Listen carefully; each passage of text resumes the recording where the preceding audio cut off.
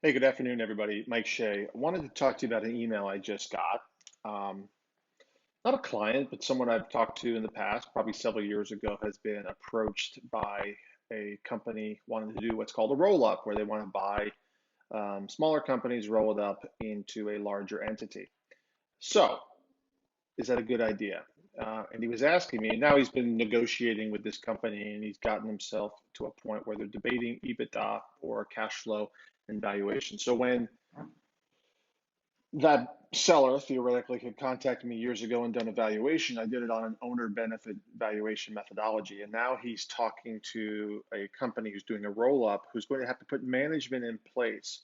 So the valuation no longer is owner benefit. They're doing it much like you see on Shark Tank. Mark Cuban sees a buyer, he asks the buyer how much, or the seller how much money he's making. The seller says, I'm making X. And Mark gives him a calculation. Invariably, the valuation is lower based upon Mark having to pay the owner a salary, which comes out of the profit. That's EBITDA.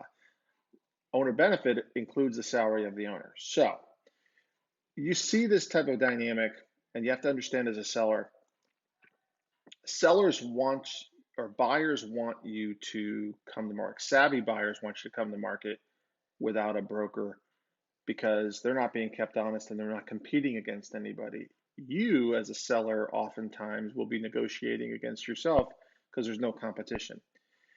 Yes, you won't have to pay a broker fee, but here you are sending an email to a broker to find out, how to deal with the situation that you're in. And in effect, the buyer isn't being kept honest by competing in the marketplace. This tends to happen on smaller businesses, what we call tweeners, anything under $1 million in EBITDA, maybe $750,000 up, or in industries that are ripe for roll up where there's no scale, where they're not really, really big. This one happens to be property management, and it seems to be long term property management. So, what do you do about it? Well, one, when you go to negotiate with somebody, you have to establish what are we negotiating against. You have to set the parameters before you waste a month of your time or more trying to argue about something that's never going to hit the target.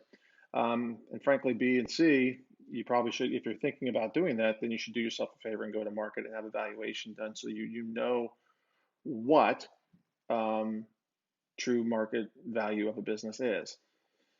If you get into these types of negotiations on your own and you're arguing um, against yourself, you invariably are going to lose, and the deal's probably not going to close. So the point is, know the difference between owner benefit and EBITDA. Establish pre-negotiation what we're valuing on and how we're calculating the valuation before you go out and waste a month screwing around trying to get to something that's probably you're not on the same sheet of music with.